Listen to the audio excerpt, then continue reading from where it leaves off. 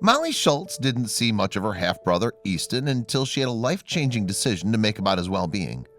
The mom of four then did all she could to ensure that her brother would become her son. Hello, wonderful people. I'm Scott Leffler for WonderBot. And here is, this woman has opened up about the day her brother became her son. Before we begin, make sure to smash that like button, subscribe to our channel, and click the notification bell for more amazing videos.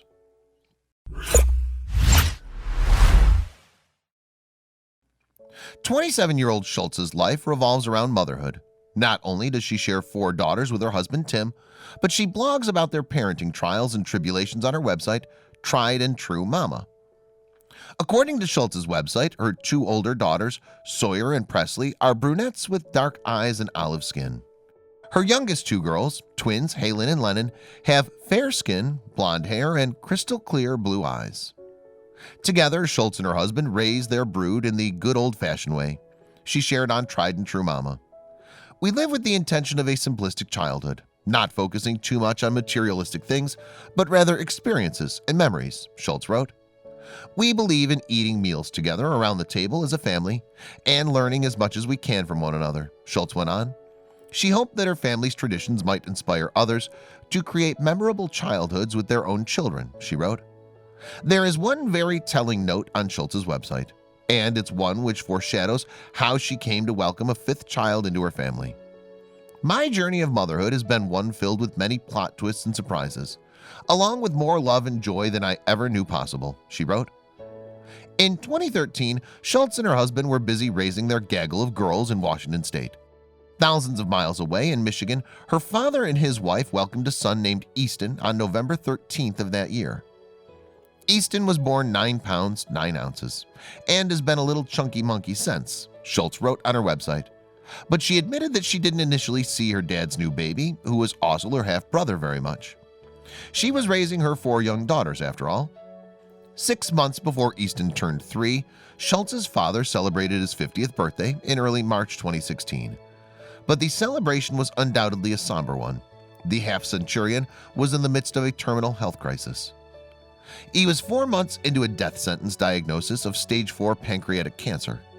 "The man who hung the moon in my eyes, my best friend, was dying," Schultz wrote on Love What Matters. And little did she know her family's situation was about to get even worse. On March 3rd, just one day after Schultz's father's birthday, his wife died unexpectedly of an overdose. "It came as a shock to all of us," the mom of 4 described. But the 27-year-old sprang into action, hopping on a plane with her twins to be with her family in Michigan. Not only had Schultz lost her stepmother, but her father had very little time left. As such, the family put their heads together to figure out where Easton would go once the worst had happened.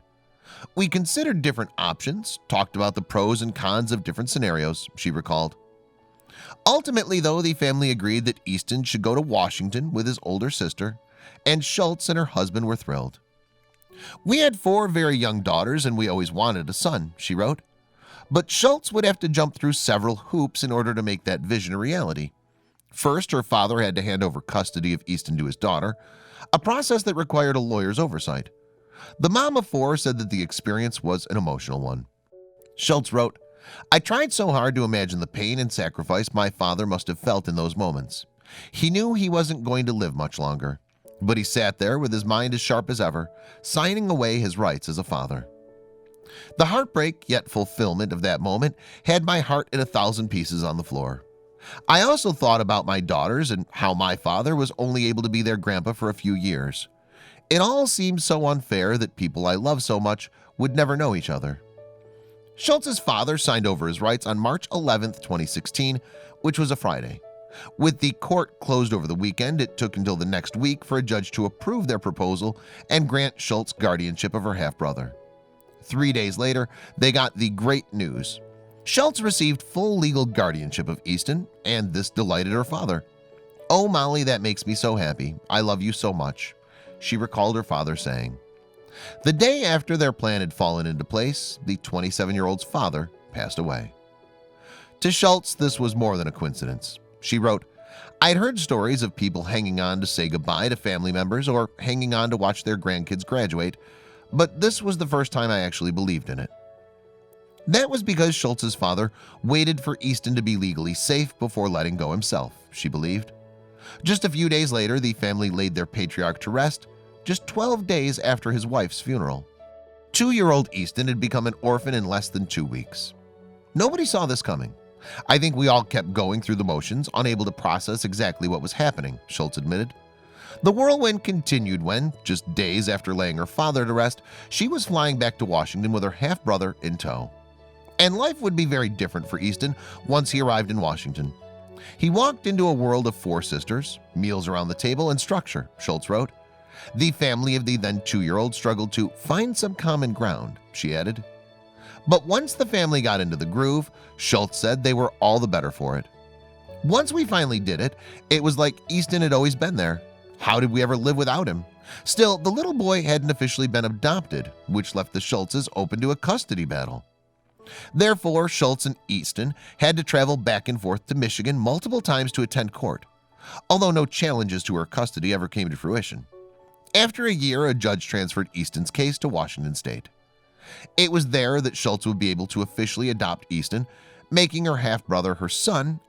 On that day, the mom of 5 said she felt as though her father was present, although it had been over a year since he passed. Schultz said that the weather didn't seem to be cooperating, at least at first. The morning of the adoption was your stereotypical rainy Pacific Northwest morning. None of us were dressed appropriately while wearing tank tops, shorts, and t-shirts, she wrote. But as the sky opened up, Schultz thought of her father. The rain fell onto our skin, and I stood there imagining them as my father's tears from heaven. I imagined he was crying tears of happiness for Easton finally solidifying his family. Yet, crying tears of sadness for never being able to raise him the way he raised me, she wrote.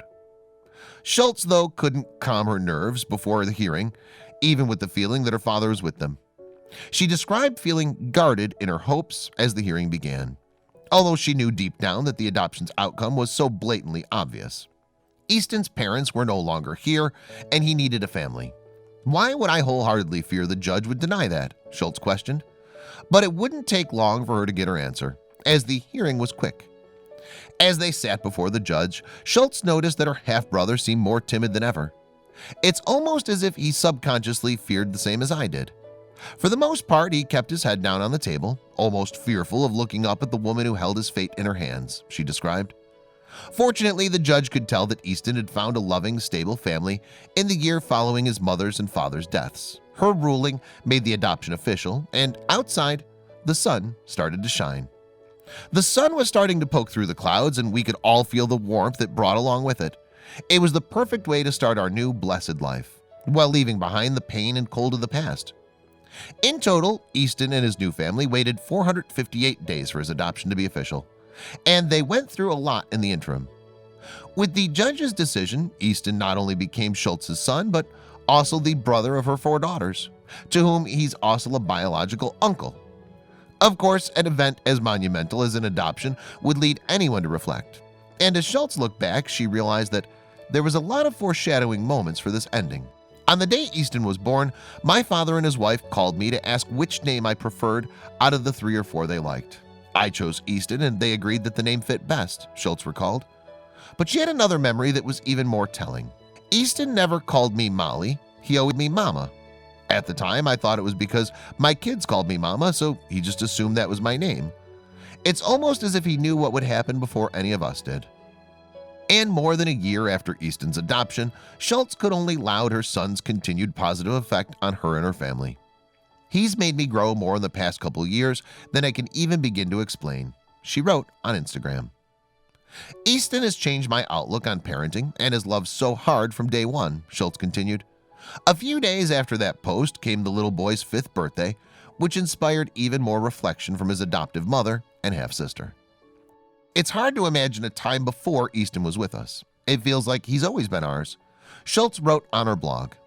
And as she gushed about her son, it became clear that her goal in adoptive parenting had already come true. She wrote on Love What Matters, "I hope he will always know how much all 4 of his parents love him."